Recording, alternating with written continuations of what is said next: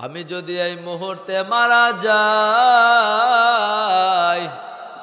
আমাকে ধোয়ানোর জন্য আমাকে নিয়ে মানুষ 5 দলে বিভক্ত হয়ে যাবে। কেউ বলবে অমুক মারা গিয়েছে, তার জন্য কাফনের কাপড় কিনে নিয়ে আসো। কেউ বলবে জানাজার জন্য ইমাম সাহেবকে খবর দাও। কেউ বলবে বড়ই পাতা দিয়া গরম পানি করো। কেউ বলবে জংলার বাঁশগুলো কাটো। কেউ বলবে তার চিরস্থায়ী কাফনের কাপড় বাজার থেকে নিয়ে আসো। কেউ বলবে তার চিরস্থায়ী ঘর কবর খনন করার জন্য প্রস্তুত হয়ে যাও। ভাইয়েরা আমার, লক্ষ্য করে শুনুন, আমার আপনার মৃত্যু হওয়ার সাথে সাথে মানুষ 5 দলে বিভক্ত হয়ে যাবে। মানুষ বিভক্ত হয়ে সকলে আমাকে দাফন করার জন্য পেরেশান হয়ে যাবে। আমার স্ত্রীকে যদি বলা হয় তোমার স্বামী দুনিয়ার থেকে চলে গিয়েছে, তোমার স্বামীকে তুমি কত মহব্বত করতা, ভালোবাসতা, 1 মিনিট তোমার স্বামীকে নিয়ে তুমি ঘুমাও। স্ত্রী বলবে না না, আমার ভয় লাগে, আমি আমার স্বামীকে নিয়ে থাকতে পারবো না। যে কলিজার টুকরা সন্তানগুলো আমার জন্য পাগল, ওই সন্তানকে যদি বলা হয় তোমার আব্বাজান মারা গিয়েছে, 2টা মিনিট তোমার আব্বাজানকে নিয়ে থাকো, সন্তান কিন্তু রাজি হবে না। বাবারা, পিতামাতা, আত্মীয় স্বজন কেউ কাছে রাখবে না। সবাই দূর দূর করে বলবে তাড়াতাড়ি দাফনের ব্যবস্থা করো, তাড়াতাড়ি কবর খননের ব্যবস্থা করো, তাড়াতাড়ি তাকে দাফনের জন্য রেডি হয়ে যাও। ভাইয়েরা আমার, মোরাকাবা মাঝে মাঝে করবেন। যে যেটা নিয়ে চিন্তা করে তার জন্য সেই রাস্তা সহজ হয়ে যায়। কবর কিন্তু কাউকে ছাড়বে না। ইচ্ছাকৃত হলেও কবরে যাইতে হবে, অনিচ্ছাকৃত হলেও কবরে যাইতে হবে। ঠিক কিনা বলেন? মরণ লাগবে না, মরণ থেকে কেউ রেহাই পাবে না। কুল্লু নাফসিন যায়িকাতুল মাউত সুম্মা ইলাইনা তুরজাউন। আল্লাহ বলেন মরণের পর কিন্তু আমার কাছে আবার ফিরে আসতে হবে। ভাইয়েরা আমার, একটা মানুষ যদি মরে যায়, মাঝে মাঝে নিজেকে নিয়ে চিন্তা করবেন, এই মুহূর্তে মনে হয় আমি মরিয়া গেলাম। আমার যদি এই মুহূর্তে মরণ হয়ে যায়, আমার স্ত্রী কাঁদবে, আমার প্রাণের স্বামী অন্ধকার কবর দেশের বাসিন্দা হয়ে গেছে, আমার স্বামী নাই, আমার স্বামী অন্ধকার কবর দেশের বাসিন্দা, আর কোনদিন আমাদের খবর নিবে না। সন্তানগুলো চোখের সামনে কানের সামনে এসে হাউমাউ করে কাঁদবে আর বলবে আমার আব্বা জান আজকে অন্ধকার কবর দেশের বাসিন্দা হয়ে গেছে। আব্বু তুমি কি আমাকে আর মজা কিনা দিবা না? আমার খোঁজ খবর তুমি নিবা না? 1000 সন্তান যদি কাঁদে জবাব থাকবে না। মাথা আছে আর মাথার ব্রেনে কোনো কাজ করবে না। পাশে চলার শক্তি নাই, হাত আছে ধরার শক্তি নাই, চোখ আছে চোখ মিলে আর দেখার শক্তি কিন্তু আমাদের নাই।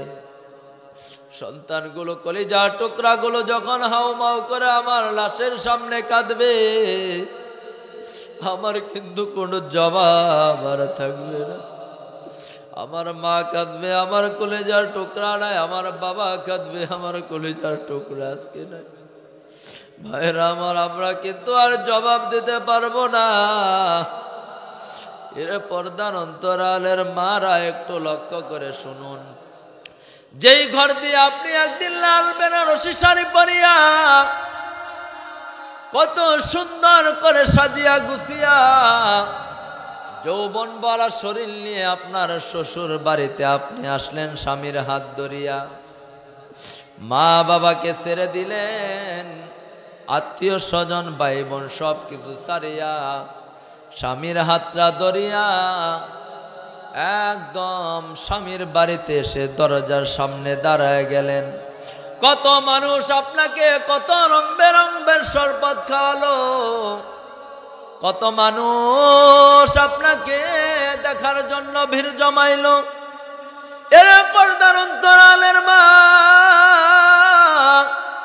এমন একটা দিন আসবে মা, যেই ঘরের দরজা দিয়ে লাল বেনারসি শাড়ি পরিয়া ঢুকলেন গোমা, এমন একটা দিন আসবে ওই ঘরের দরজা দিয়ে আবার সাদা কাফনের কাফন প্যাকেট হইয়া বের হতে হবে। সন্তানগুলো কাঁদবে, আম্মু তুমি কোথায় গেলা, কি কাপড় তুমি পরেছো, কেন আমাদেরকে আর তাকায় দেখো না। সন্তানগুলো চোখের পানি ফেলে ফেলে কাঁদবে, মা আর জবাব থাকবে না, জবাব থাকবে না। স্বামী কাঁদবে, আমার স্ত্রী নাই। শ্বশুর শাশুড়ি কাঁদবে, পিতা মাতা কাঁদবে, জবাব দেওয়ার ক্ষমতা কিন্তু আমার আর নাই মা। কবরে দেশের বাসিন্দা হয়ে যাব। এরে আল্লাহর গোলামের দল, কবর নিয়ে মাঝে মাঝে চিন্তা করবেন। আমার মরণের পর লক্ষ্য করে দেখবেন, মানুষের লাশটা বাড়ির উঠানে যতক্ষণ পর্যন্ত থাকে মানুষগুলো আস্তে আস্তে কাঁদে। যখন আমার আর আপনার লাশটা নিয়ে কবর দেশের দিকে রওনা হয়ে যাবে, বাড়ির থেকে যখন লাশটা বের করা হয়, মহিলারা হাউমাউ করে কান্না শুরু করে আর কাঁদে আর বলে, কোথায় নিয়ে যাও, কোথায় নিয়ে যাও। এরে আল্লাহর গোলামের দল, এরে পর্দার অন্তরালের মারা, এতক্ষণ পর্যন্ত লাশটা সাদা কাফনে প্যাকেট অবস্থায় আমরা দেখতে পেরেছি, সন্তানগুলো দেখেছে। লাশটা যখন বাহির দিকে বের হয় তখন আরো জোরে হাউমাউ করে কান্দে। এই জন্য কাফনের কাপড়টা দেখিয়াও শান্তি পেলাম। এখন আমার মা বাবা কেমন একটা দিকে রওনা করেছে কবর দেশে, আর জিন্দেগিতে আমার মা বাবাকে আর কাফনের কাপড়েও দেখা যাবে না। ভাইয়েরা আমার লক্ষ্য করে শুনুন, এরে পর্দার অন্তরালের মারা, আমাকে আপনাকে সাদা কাফনের প্যাকেট বানাইয়া কবরের দিকে রওনা হবে। জানাজা নামাজ কমপ্লিট হয়ে যাবে, চারজনে খাটিয়ার ভিতরে ধরিয়া যখন আমাকে নেওয়া হবে, আল্লাহর নবী ফরমান, মৃত লোকটা মনে করবে এই চারজন মনে হয় তার কবরের সাথী হবে। কবরের পারে নেওয়ার পর আত্মীয় স্বজন সন্তান কেউ যদি কবরের ভিতরে নামে বলবে লাশটা দাও, আমাকে কেউ আর মুফতি সাহেব বলবে না, আমার নাম ধরে কেউ আর ডাকবে না, সকলেই বলবে লাশ, এই লাশটাকে কবরের ভিতরে নামাও। এরে যুবক ভাই, যৌবন কিন্তু চিরকাল থাকে না, হায়াত কিন্তু কখন শেষ হবে বলা যায় না। এরে মুসলমান ইমানদার বাবাজিরা, এরে পর্দার অন্তরালের মারা, যখন কবরের ভিতরে লাশটা নামায় দেওয়া হয়, দুইজন অথবা তিনজনে দরিয়া বলে আস্তে আস্তে দাও, ব্যথা পাবে। লাশটা কবরের ভিতরে যখন নামানো হয়, কবরের ভিতরে যদি কোনো আপনজন নামে, সন্তান যদি কবরে মা বাবার নামে, লক্ষ্য করে দেখবেন সন্তানগুলো কবর থেকে উঠতে চায় না। মা বাবার কবরের দিকে, লাশের দিকে সন্তানটা চায় থাকে, চেহারাটা খুলিয়া দেয়, কপালে চুমু দেয়, উঠতে চায় না, বুক ভরা ব্যথা নিয়ে থাকে। আরে আমার মা রে, আমার বাবা, এমন একটা করে আমার মা বাবাকে রেখে যাইতেছি।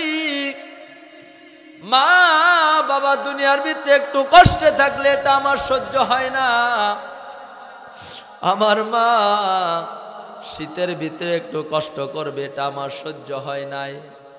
একটা কাঁথা লেপ আছে, আর একটা লেপ অথবা কম্বলের ব্যবস্থা আমরা করেছি। মা বাবার কবরের পাশে যখন কবরের সন্তানগুলো নামে, নামার পর সন্তানগুলো চোখের পানি ফেলে ফেলে কাঁদে আর চিন্তা করে, হারে যে মা বাবা দুনিয়ার ভিতরে সামান্য কষ্ট আমরা সহ্য করি নাই, যে মাটির ভিতরে, শীতের ভিতরে, ঠান্ডা মাটির ভিতরে আমি আর আপনি শুইতে রাজি না, এই ঠান্ডা মাটির ভিতরে নিষ্ঠুর পাষাণের মতো সন্তানগুলো আমাকে আপনাকে রেখে আসবে।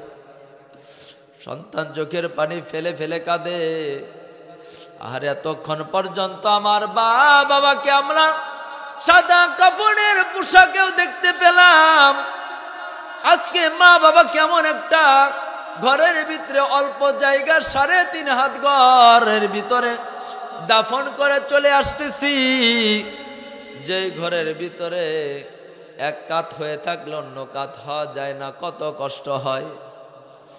যে ঘরের ভিতরে একা একই থাকতে হয়, ডানে মাটি সামনে মাটি পিছনে চতুর্দিকে মাটি ঘেরাও করা। দিনের বেলাও যদি কবর কাউকে দেওয়া হয়, রাত্রির মতো কবরটা অন্ধকার হয়ে যায়।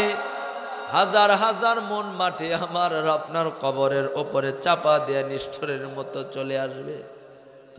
ভাইরা, আমার সন্তানটা চোখের পানি ফেলে ফেলে কাঁদে আর পিছনের ইতিহাসগুলো মনে করে, আহারে আমার মা কত কষ্ট করে আমাকে লালন পালন করেছে, আজকে মাকে আজকে সাদা কাফনে এমন ভাবে রেখে যায়। আমার বাবা কত কষ্ট করিয়া না খাইয়া আমাকে লালন পালন করেছে, আজকে নিষ্ঠুর পাষাণের মতো আমি সন্তান হইয়া বাবাকে আজকে 3.5 হাত ঘর মাটির ঘরের ভিতরে সাদা প্যাকেটে রেখে যাইতেছি। আর আল্লাহর কাছে চোখের পানি ফেলে কান্না করতে থাকে, দোয়া করতে থাকে। আল্লাহ রাসূল সাল্লাল্লাহু আলাইহি ওয়াসাল্লাম ফরমান, কোন সন্তান যখন মা বাবার জন্য আসমানের মালিকের কাছে হাত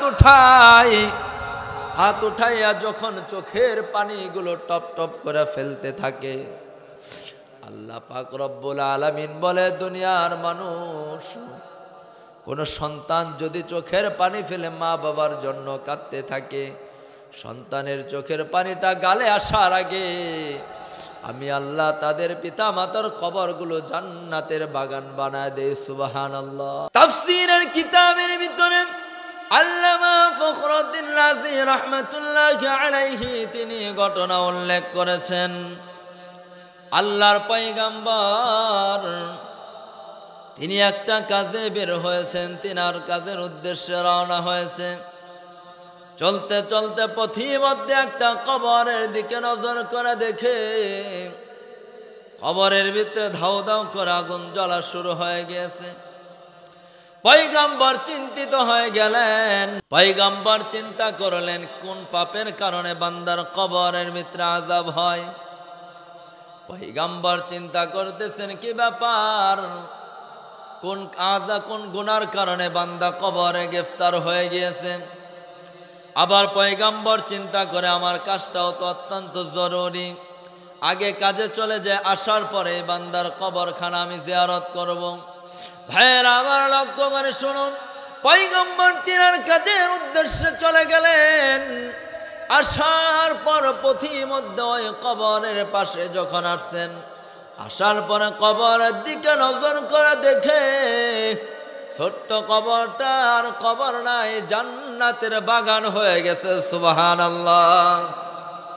পয়গম্বর চিন্তা করতেছে, কি ব্যাপার, মাত্র সকালে দেখে গেলাম কবরে আযাব হয়, এখন দেখি কবরওয়ালা জান্নাতের বাগানের ভিতরে ঘুমাইতেছে। সুবহানাল্লাহ বিহামদি। ভাইরা আমার, লক্ষ্য করে শুনুন, পয়গম্বর সিজদার ভিতরে লুটিয়ে পড়লেন আর মহান মালিককে ডাকতেছে, আল্লাহ,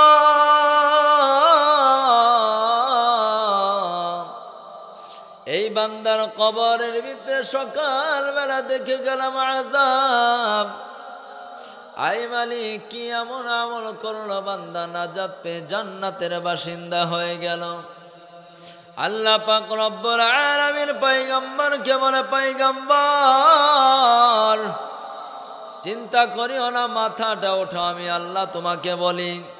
পয়গম্বর বলে, মাবুদ, আমি মাথা উঠাবো না, তুমি আগের ফয়সালাটা দিয়ে দাও। আল্লাহ পাক রব্বুল আলামিন বলেন, পয়গম্বর, এই লোকটা একটা বিচারক কাজী সাহেব ছিল, তার স্ত্রীর পেটে যখন গর্ভে সন্তান এসেছে, স্ত্রীকে হাতে হাত রাখিয়া অসুস্থ অবস্থায় কাজী সাহেব ওয়াদা করিয়েছিল, ও আমার স্ত্রী, আমার গর্ভের সন্তান যদি দুনিয়াতে সুস্থভাবে প্রসব হয়, তাহলে আমার সন্তানকে তুমি নুরানি কিন্ডারগার্টেনে ভর্তি করে কোরআন শিখাবা।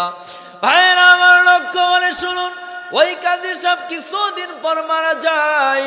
মারা যাওয়ার পর স্ত্রীর গর্ভের থেকে কয়েক মাস পর বাচ্চা প্রসব হয়েছে। সন্তানটা যখন 5 বৎসর অতিক্রম করে 6 বৎসরে পড়েছে, এমন সময় স্বামীর ওয়াদা অনুযায়ী স্ত্রী তার সন্তানকে নিয়ে নুরানি মাদ্রাসায় ভর্তি করে দিয়েছে। ভাইরা আমার, নুরানি মাদ্রাসায় ভর্তি করার পর উস্তাদজি যখন তাকে প্রথম সবক দান করেছে, উস্তাদজি যখন বলেছে বিসমিল্লাহির রহমানির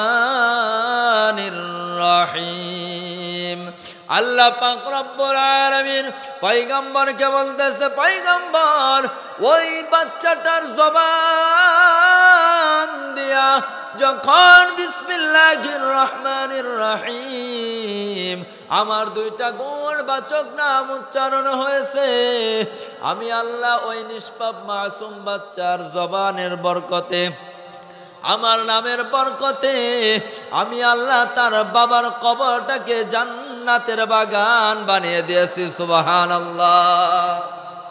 এই জন্য ভাইরা, আজকে এই মাদ্রাসায় ছোট ছোট সোনামণিরা পড়ে। এমন আছে যাদের বাবা নাই, এমনও সোনামণি আছে যাদের মা নাই, এমন আছে যাদের মা বাবা নাই। তাহলে আমরা হাদিস থেকে বুঝতে পারলাম, যাদের মা বাবা অন্ধকার কবরে আছে, সন্তানের জবানের বিসমিল্লাহের বরকতে তাদের কবরগুলো জান্নাতের বাগান হয়ে গেছে। সুবহানাল্লাহ বিহামদিহি। আমার আপনার সন্তান মাদ্রাসায় পড়লে কি লাভ? এই তো নুরানি মাদ্রাসা। এই জন্যই তো কবি বলেন, আইরে শিশু আইরে কিশোর আইরে বাদী দল, আইরে শিশু আইরে কিশোর আইরে বাদী দল, ওই দেখা যায় নুরানিতে নূরের ঝলমল, ওই দেখা যায় নুরানিতে নূরের ঝলমল। আমরা যাব ওইখানেতে করতে লেখাপড়া, ওইখানে হয় আদর্শময় আলোয় জীবন গড়া। আলোর জীবন গড়তে হলে আর দেরি নয় ভাই, আলোর জীবন গড়তে হলে আর দেরি নয় ভাই। চলো চলো সবাই মিলে নুরানিতে যাই, চলো চলো সবাই মিলে কোরআন শিখতে যাই, চলো চলো সবাই মিলে হাদিস শিখতে যাই। সুবহানাল্লাহ। নুরানি মাদ্রাসায় পড়লে কি লাভ? অনেক লম্বা সময় নিয়ে আলোচনা করার সময় নেই, আমি সংক্ষেপে সংক্ষেপে কিছু আলোচনা করবো ইনশাআল্লাহ। আজকে 2 জন আল্লাহর বান্দা হাফেজ হয়ে তাদের সম্মান করা হলো, মাথায় পাগড়ি দেওয়া হলো। হাফেজে কোরআনের কেমন দাম আল্লাহ রাসূল সাল্লাল্লাহু আলাইহি ওয়াসাল্লাম ফরমান, হাফেজে কোরআন যারা হয়, হাফেজ হোক অথবা হাফেজা, আমার মেয়ে যদি হাফেজা হয় তাহলে কি লাভ, আমার ছেলে যদি হাফেজ হয় তাহলে কি লাভ। আল্লাহ রাসূল সাল্লাল্লাহু আলাইহি ওয়াসাল্লাম হাদিস শরীফে ফরমান, মান ক্বরাআল কুরআন ফাস্তাযহারাহু ফাআহাল্লা হালালাহু ওয়া হাররামা হারামাহু আদখালাহুল্লাহুল জান্নাহ। সুবহানাল্লাহ বলেন। ওয়া শাফাআহু ফি আশরাতিন মিন আহলি বাইতিহি কুল্লুহুম ক্বাদ ওয়াজাবাত লাহুমুন নার।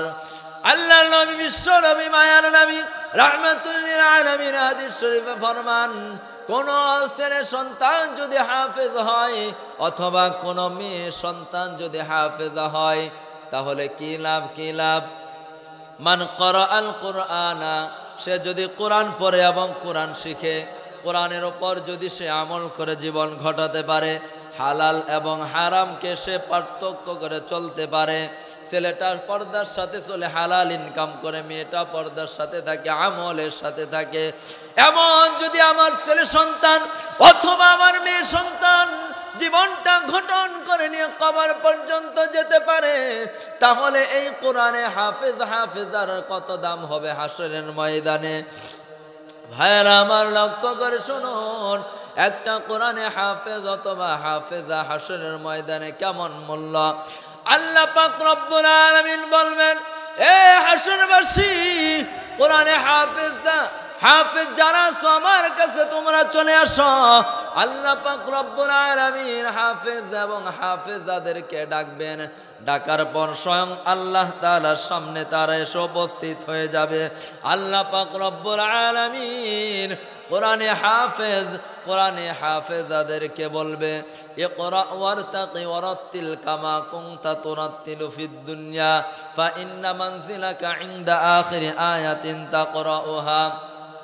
হে কোরআনে হাফেজা, আজকে মহান মালিক আমি আল্লাহ তাআলার কালাম দুনিয়াতে তোমরা শিখেছো, কত কষ্ট করেছো। গভীর রজনীতে যখন বান্দা বান্দিরা দুনিয়ার মানুষ ঘুমায় থাকে, পশু পাখিরা ঘুমায় থাকে, শীতের কনকনে রাত্রে 4টার সময় উঠিয়া ঠান্ডা পানি দিয়ে ওযু বানাইয়া তোমরা আমার কোরআন শরীফ তিলাওয়াত করেছো। আমি আল্লাহকে তোমরা দেখো নাই, আজকে মহান মালিকের সামনে তোমরা কোরআন তিলাওয়াত করতে থাকো আর জান্নাতের এক একটা তালায় তোমরা উঠতে থাকো। সুবহানাল্লাহ। আল্লাহ পাক রব্বুল আলামিন ওইদিকে ফেরেশতাদেরকে বলবেন, ফেরেশতা হাফেজ কোরআনের মা বাবা, হাফেজা কোরআনের মা বাবাকে নিয়ে আসো, নূরের সিংহাসন রেডি করো, নূরের সিংহাসনে নিয়ে বসায় দাও। নূরের তাজগুলো তাদের মা বাবার মাথার ভিতরে পরায় দাও। আল্লাহ পাক রব্বুল আলামিনের ফেরেশতা নূরের সিংহাসনগুলো রেডি করবে, নূরের তাজ রেডি করিয়া হাফেজে কোরআনের পিতা মাতাকে, হাফেজা কোরআনের পিতা মাতাকে নূরের সিংহাসন বসিয়ে নূরের তাজ মাথায় যখন পরায় দিবে, আল্লাহর রাসূল ফরমান নূরের তাজের এমন পাওয়ার, তার সামনে যদি সূর্যকে ধরা হয়, সূর্যটা মুহূর্তের ভিতরে নূরের আলোর তাজের সামনে বিলীন হয়ে যাবে। সুবহানাল্লাহ।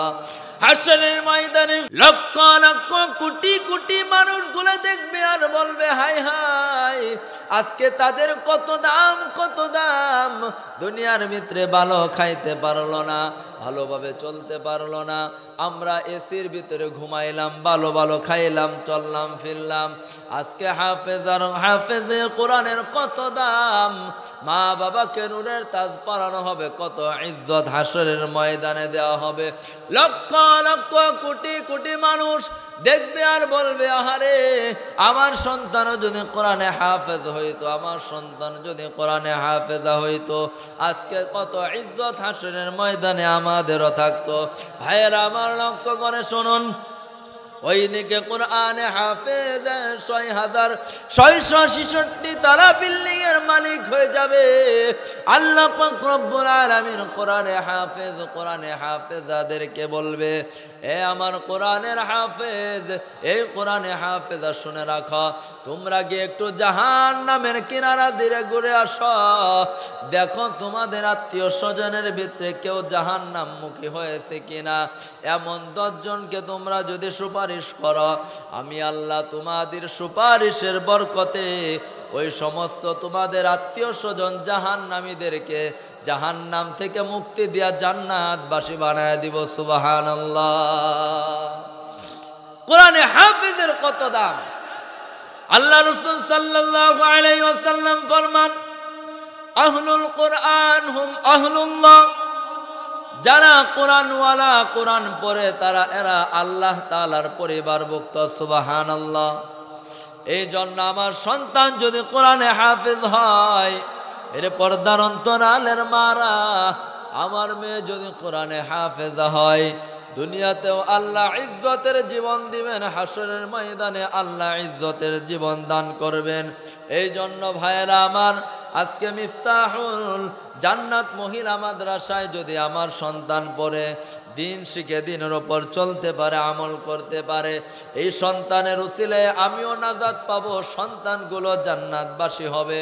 ভাইয়েরা আমার, একজন সন্তান যদি নুরানি পড়ে, কোরআনে হাফেজ হয়, এরপরে যদি আলেম হয় অথবা আলেমা হয়, তাদের সম্পর্কে নবীজি হাদিস শরীফে ফরমান, ইন্নামা ইয়াখশাল্লাহা মিন ইবাদিহিল উলামা। আল্লাহ পাক রব্বুল আলামিন বলেন, দুনিয়ার ভিতরে কোরআনওয়ালারাই আমি আল্লাহকে বেশি ভয় করে। সুবহানাল্লাহ। এই জন্য ভাইরা আমার সন্তান আজকে কোরআনে হাফেজ হবে, এটা তো বহুত বড় এক নিয়ামতের কথা। আমার সন্তান হাফেজ হয় না, আমার নাতি হবে। কোন সন্তান যদি হাফেজ হয়, মা বাবার জানাজার নামাজের ইমামতি করে, তাদের হাফেজের বরকতে, সন্তানের ইমামতির বরকতে মা বাবার জিন্দগির তামাম গুনাহকে আল্লাহ মাফ করে দেয়। সুবহানাল্লাহ বিহামদিহি। ভাইরা আমার, আল্লাহ রাসূল সাল্লাল্লাহু আলাইহি ওয়াসাল্লাম ফরমান, দ্বীন শিক্ষা করা সকলের জন্য ফরজ। আজকে আমি নামাজ পড়ি না ঠিক মতো, হ্যাঁ, পর্দা পশিদার সাথে চলি না, তরিকায় চলতে চাই না, না ভাই, এটা জিন্দেগি না। যে কোনো সময় হায়াত, বলেন, যে কোনো সময় হায়াত শেষ হয়ে যেতে পারে। পরকালীন যে একটা জীবন আল্লাহ তাআলা আমাদেরকে দিলেন, এখানে কি হিসাব নিকাশ আমাদের দেওয়া হবে। আল্লাহ পাক রব্বুল আলামিন বলেন, কুল ইন্নাল মাউতাল্লাযী তাফিররুনা মিনহু ফাইন্নাহু মুলাকীকুম সুম্মা তুরাদ্দুনা ইলা আলিমিল গায়বি ওয়াশ শাহাদা ফায়ুনাব্বিউকুম বিমা কুনতুম তা'মালুন। আল্লাহ পাক রব্বুল আলামিন বলেন, এ আমার দুনিয়ার বান্দা বান্দি, তোমাদের পিছনে কিন্তু সব সময় মৃত্যু লাগাছে, পাহারাদারি করতেছে আজরাইল। যখন আল্লাহ হুকুম করবেন, ফাইযা জাআ আজালুহুম লা ইস্তাখিরুনা সাআতাও ওয়া লা ইস্তাকদিমুন। আমার আপনার কাছে আজরাইল এসে হাজির হয়ে যাবে। এক মুহূর্ত সামনে যাওয়ার কোনো সুযোগ নাই, পিছনে ফেরার কোনো সুযোগ নাই। যে জায়গায় যে হালতে আছি, ওই জায়গায় ওই হালতে আমার আপনার দেহ থেকে পান পাখিটা নিয়ে যাবে। ঠিক কিনা বলে? কত মানুষ আজকে আমরা নিজ হাতে দাফন করলাম, কিন্তু আমাদের কোনো অনুভূতি নাই যে আমাদের মরতে হবে। আলী রাদিয়াল্লাহু তাআলা আনহু বলে, মানুষ তোমরা হুঁশ হও, এই যে তোমার আত্মীয় স্বজনকে তোমরা দাফন করলা, এমন একটা সময় আসবে যে তোমাকে তারা নিষ্ঠুরের মতো দাফন। এই জন্য ভাইরা, আজরাইল সামনে আসলে কি জবাব আছে আমাদের যদি আমল ঠিক না হয়? যারা নেককার, যারা পরহেজগার, যারা আল্লাহওয়ালা, যারা ঈমানদার মুসলমান ভাই, এর পর্দার অন্তরালের মা, যারা দিনদার, যারা আমলদার, যারা পরহেজগার, আজরাইল তাদের সামনে আসার পর তাদের জান্নাতের নাজ নিয়ামত গুলো দেখাতে থাকবে আর বলবে, হেরে বান্দা, হেরে আল্লাহর বান্দি, দেখো ওই জান্নাত দেখা যায়, ওই জান্নাতে তুমি থাকবা, একটু ভালো করে তাকায় দেখো। বান্দা বান্দি গুলো জান্নাতের নাজ নিয়ামত দেখতে থাকবে, আর ওই দিকে আজরাইল তার ভিতর থেকে পান পাখিটা নিয়ে যাবে, সে বুঝতে পারবে না। সুবহানাল্লাহ।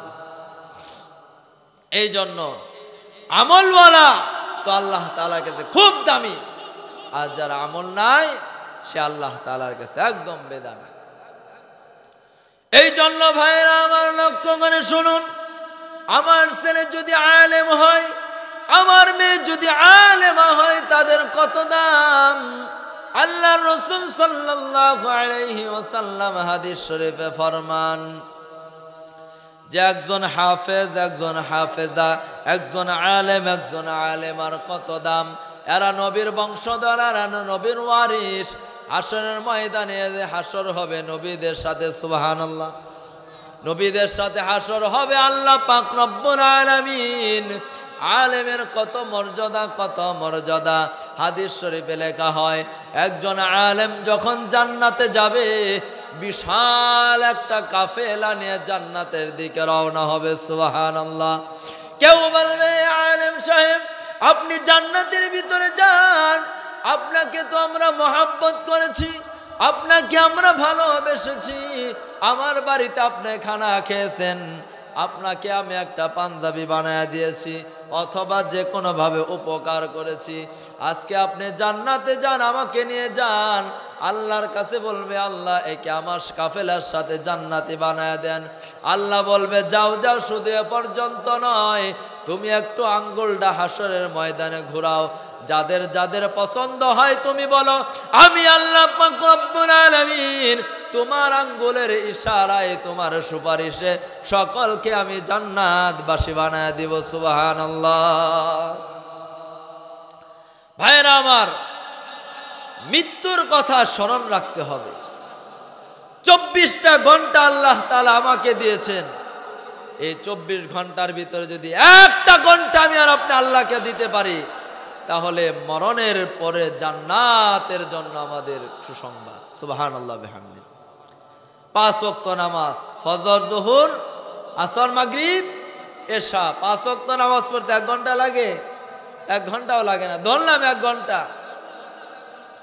24 ঘন্টা আল্লাহ দিয়েছেন, এর ভিতরে একটা ঘন্টা যদি আমি আর আপনি আল্লাহকে দিই, তাহলে আল্লাহ দুনিয়াতে আমাদের বরকত দিবেন, আখিরাতে নাজাতের ব্যবস্থা করবেন, মুক্তির ব্যবস্থা করবেন। সুবহানাল্লাহ। এই জন্য ভাই, 5 ওয়াক্ত নামাজ কিন্তু আমরা পড়ি না। ফজর পড়লে জোহর নাই, জোহর পড়লে আসর নাই, না, এমন করা যাবে না। হায়াত ফুরিয়ে গেলে তখন আর কিন্তু সময় হবে না। আল্লাহ রাসূল ফরমান, ওয়া হায়াতাকা ক্বাবলা মাউতিক, তুমি মৃত্যুর আগে তোমার হায়াতকে কদর করো, সুন্দর করে সাজাও ঈমান আমল দিয়ে। যদি ঈমান আমল দিয়ে তুমি সাজাতে পারো, আল্লাহ তাআলা বলেন, আলা ইন্না আউলিয়া আল্লাহি লা খাউফুন আলাইহিম ওয়ালা হুম ইয়াহজানুন। যারা আল্লাহওয়ালা, যারা ঈমানদার, যারা মহান মালিকের যার সাথে যাদের সম্পর্ক, আল্লাহ বলে দুনিয়াতেও তোমাদের কোনো টেনশন নাই, আর মরার পরেও কোনো চিন্তার কারণ নাই। আমি আল্লাহ তোমাদের জন্য কবরটা জান্নাতের বাগান বানায় রাখবো। মরার পরে যখন কবরে আসবা, আসার পরে কবরটা জান্নাতের বাগান হয়ে থাকবে। সুবহানাল্লাহ। আমাদের বুজুর্গ কবরের বয়ে মাঝে মাঝে তিনারা কাঁদতেন। রশিদ আহমদ গঙ্গোহী রাহমাতুল্লাহি আলাইহি কবরের ভয়ে এমন ভাবে কান্না করতেন, কাঁদতে কাঁদতে শেষ পর্যন্ত অন্ধ হয়ে গেল। ভাইয়েরা আমার, কবর নিয়ে মাঝে মাঝে ভাববেন, কবরের মুরাকাবা মাঝে মাঝে করবেন। আমি আর আপনি একটা সুন্দর বাড়ি বানালে বাড়ির চিন্তা আছে, সুন্দর একটা গাড়ি কিনলে গাড়ির চিন্তা আছে, ফিকির আছে, কিন্তু কবরের ফিকির আমাদের নাই। দুনিয়ার সব কিছুর ফিকির আছে। এর মুসলমান ইমানদার, কবর নিয়ে কোনো সময় আমি আর আপনি ভাবি না। এরপর তার অন্তরালের মা, কবর নিয়ে কখনো কেন আমরা ভেবেছি? আল্লাহ রাসূল সাল্লাল্লাহু আলাইহি ওয়াসাল্লাম হাদিস শরীফে ফরমান, আল কবরু রাউযাতুম মিন রিয়াজিল জান্নাহ আও হুফরাতুম মিন হুফারিন নার। কবরটা কারো জন্য জান্নাতের বাগান হবে, আর কারো জন্য জাহান্নামের গর্ত হবে। আল্লাহ রাসূল ফরমান, কবরে যদি কেউ ধরা খেয়ে যায়, তার জন্য সামনের ঘাটে গুলার মুসিবত হয়ে দাঁড়াবে। কবরে যদি কেউ মুক্তি পায় যায়, সে সোজা জান্নাতের মেহমান হয়ে যাবে। সুবহানাল্লাহ। আল্লাহ রাসূল ফরমান, একজন কবরওয়ালা কত অসহায়, কত অসহায়। বিশাল এক সমুদ্রের ভিতরে জাহাজ চলতেছে, হঠাৎ বাতাস এবং জাহাজটা ডুবিয়া গেল। এক খণ্ড কাষ্ঠের উপরে, কাঠের খণ্ডের উপরে একটা লোক যেমন বিশাল সমুদ্রের ভিতরে অসহায়, একজন কবরওয়ালা এর চেয়ে আরো বেশি অসহায় কবরে। ভাইয়েরা আমার, লক্ষ্য করে শুনুন, বয়ান পড়ায় শেষের দিকে ভালো করে লক্ষ্য করেন, দেখেন দুইটা ফোঁটা চোখের পানি পড়ে নাকি কবরের ভয়ে, আল্লাহ তাআলার ভয়ে। এর পর্দার অন্তরালের মা, কবরের কথা মাঝে মাঝে চিন্তা করবেন, মাঝে মাঝে ভাববেন, কারণ কবর কারো আপন না, কবর কাউকে ছাড়বে না, কবর কাউকে চিনে না। আবু যর গিফারি রাদিয়াল্লাহু তাআলা আনহু কবর খনন করার পর কমপ্লিট হওয়ার পর এরপরে বলতেছে, কবর আজকে তোমার কাছে জান্নাতি রমণীদের সর্দারনিকে রাখা হবে, হাসান হুসাইন জান্নাতের লিডারের মাকে রাখা হবে, আলী জান্নাতের সাহাবী তিনার স্ত্রীকে রাখা হবে, বিশ্ব নবীজির কন্যাকে রাখা হবে। আল্লাহ তাআলার কাছে কবর বলে, মালিক আমার জবানটা খুলে দেন, আমি আবু যরের সাথে কথা বলবো। আল্লাহ পাক রব্বুল আলামিন আবু যর গিফারির সাথে কথা বলার জন্য কবরের জবানটা আল্লাহ খুলে দিলেন। সুবহানাল্লাহ। কবর বলতেছে, আবু যর আমি হাসান হুসাইনের মাকে চিনি না, আমি জান্নাতের লিডার ফাতেমাকে চিনি না, আমি আলীর স্ত্রীকে চিনি না, বিশ্ব নবীজির মেয়েকে চিনি না। কবরের সাথে আমলের সাথে সম্পর্ক, যার মুআমেলা ভালো, যার আমল ভালো তার সাথে কবরের সম্পর্ক ভালো, যার আমল খারাপ তার সাথে কবরের সম্পর্ক খারাপ। ভাইয়েরা আমার, একটু মনোযোগ দিয়ে কথাগুলো শোনার এবং বোঝার চেষ্টা করেন। কবর কিন্তু ছোট একটা ঘর। আমি আর আপনি মাঝে মাঝে কবরকে নিয়ে যদি চিন্তা করি, মুরাকাবা করি, মাঝে মাঝে যদি আমি আর আপনি ভাবি, তাহলে কবর নিয়ে চিন্তা করলে ভাববে ইমানের ভিতরে তারাক্কি সৃষ্টি হবে, আমলের ভিতরে কুওয়াত সৃষ্টি হবে, সুখ যুগ সৃষ্টি হবে, আমলের ভিতরে আরাম। এ মুসলমান ইমানদার, আমার আপনার কবর আজকে সামনে নাই, কবরের কোনো ফিকির নাই, আলোচনা নাই, কবর নিয়ে চিন্তা নাই। ভাইয়েরা আমার, কবর কিন্তু কাউকে ছাড়বে না, ছোট হোক বড় হোক বৃদ্ধ হোক, কাউকে কিন্তু কবর চিনবে না। যারা আমল ভালো তার সাথে কবরের মুআমেলা ভালো, যারা আমল খারাপ তার সাথে কবরের মুআমেলা খারাপ। ভাইয়েরা আমার, লক্ষ্য করে শুনুন, এর পর্দার অন্তরালের মারা লক্ষ্য করে শুনুন।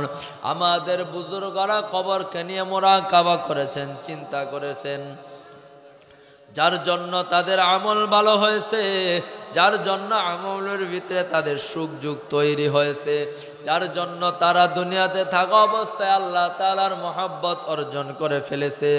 এর পর্দার অন্তরালের মা, এরে মুসলমান ইমানদার সামনে বাবাজিরা, কবরকে নিয়ে মাঝে মাঝে চিন্তা করবেন। গভীর রাত যখন হয়ে যায়, 2 রাকাত তাহাজ্জুদের নামাজ পড়ে 2 হাতরা মওলার দিকে উঠাইয়া ভিখারির মতো কাঁদবেন আর বলবেন, চিন্তা করবেন, মুরাকাবা করবেন, আমি যদি এই মুহূর্তে মারা যাই, আমাকে ধোয়ানোর জন্য আমাকে নিয়ে মানুষ 5 দলে বিভক্ত হয়ে যাবে। কেউ বলবে অমুক মারা গিয়েছে, তার জন্য কাফনের কাপড় কিনে নিয়ে আসো। কেউ বলবে জানাজার জন্য ইমাম সাহেবকে খবর দাও। কেউ বলবে বড়ই পাতা দিয়া গরম পানি করো। কেউ বলবে জংলার বাঁশগুলো কেটো। কেউ বলবে তার চিরস্থায়ী কাফনের কাপড় বাজার থেকে নিয়ে আসো। কেউ বলবে তার চিরস্থায়ী ঘর কবর খনন করার জন্য প্রস্তুত হয়ে যাও। ভাইয়েরা আমার, লক্ষ্য করে শুনুন, আমার আপনার মৃত্যু হওয়ার সাথে সাথে মানুষ 5 দলে বিভক্ত হয়ে যাবে।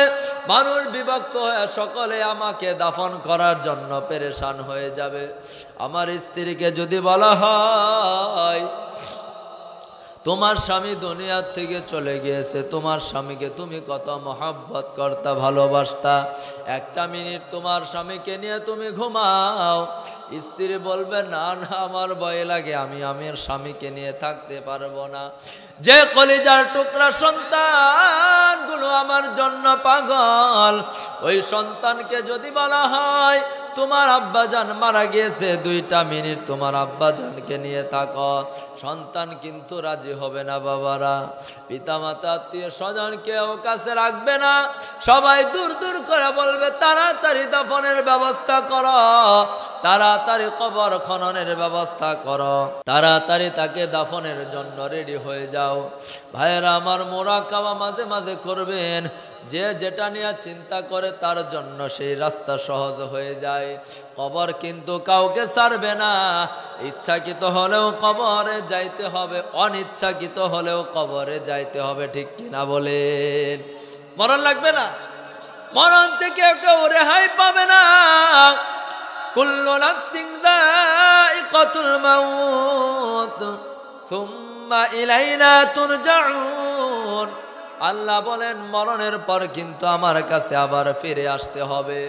ভাইয়েরা আমার, একটা মানুষ যদি মরে যায়, মাঝে মাঝে নিজেকে নিয়ে চিন্তা করবেন, এই মুহূর্তে মনে হয় আমি মরিয়া গেলাম, আমার যদি এই মুহূর্তে মরণ হয়ে যায়, আমার স্ত্রী কাঁদবে, আমার পানের স্বামী অন্ধকার কবর দেশের বাসিন্দা হয়ে গেছে, আমার স্বামী নাই, আমার স্বামী অন্ধকার কবর দেশের বাসিন্দা, আর কোনদিন আমাদের খবর নিবে না। সন্তানগুলো চোখের সামনে কানের সামনে এসে হাউমাউ করে কাঁদবে আর বলবে আমার আব্বা জান আজকে অন্ধকার কবর দেশের বাসিন্দা হয়ে গেছে। আব্বু তুমি কি আমাকে আর মজা কিনা দিবা না? আমার খোঁজ খবর তুমি নিবা না? হাজার সন্তান যদি কাঁদে জবাব থাকবে না। মাথা আছে আর মাথার ব্রেনে কোনো কাজ করবে না, পাশে চলার শক্তি নাই, হাত আছে ধরার শক্তি নাই, চোখ আছে চোখ মিলে আর দেখার শক্তি কিন্তু আমাদের নাই। সন্তানগুলো কলিজার টুকরাগুলো যখন হাউমাউ করে আমার লাশের সামনে কাঁদবে, আমার কিন্তু কোনো জবাব আর থাকবে না। আমার মা কাঁদবে, আমার কলিজার টুকরা নাই, আমার বাবা কাঁদবে, আমার কলিজার টুকরা আজকে নাই। ভাইরা আমার, আমরা কিন্তু আর জবাব দিতে পারবো না। এর পর্দার অন্তরালের মারা একটু লক্ষ্য করে শুনুন, যেই ঘর দিয়ে আপনি একদিন লাল বেনারসি শাড়ি পরিয়া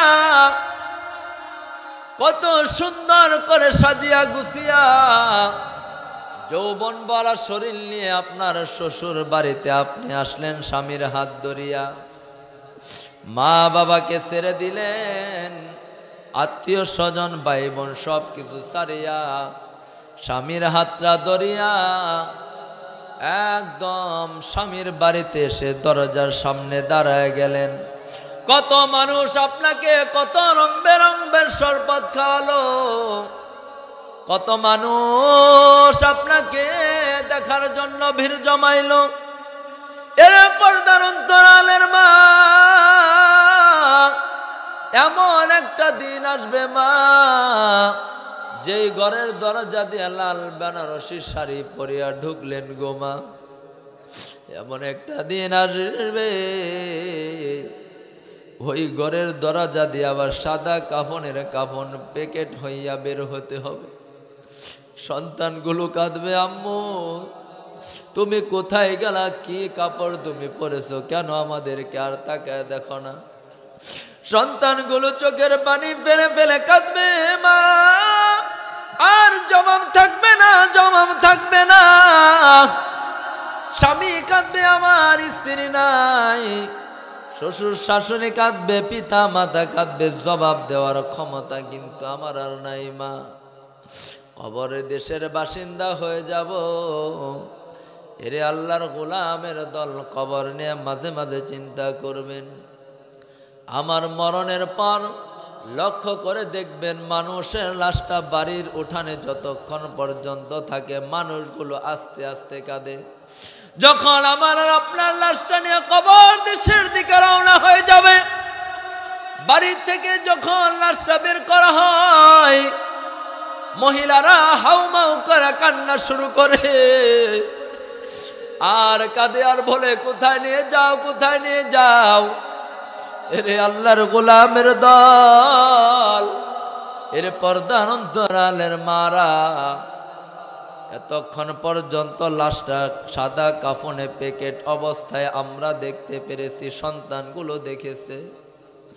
লাশটা যখন বাহির দিকে বের হয় তখন আরো জোরে হাউমাউ করে কান্দে। এই জন্য কাফনের কাপড়টা দেখিয়াও শান্তি পেলাম। এখন আমার মা বাবা কেমন একটা দিকে রওনা করেছে কবর দেশে, আর জিন্দেগিতে আমার মা বাবাকে আর কাফনের কাপড়েও দেখা যাবে না। ভাইয়ের আমার লক্ষ্য করে শুনুন, এরে পর্দার অন্তরালের মারা, আমাকে আপনাকে সাদা কাফনের প্যাকেট বানাইয়া কবরের দিকে রওনা হবে।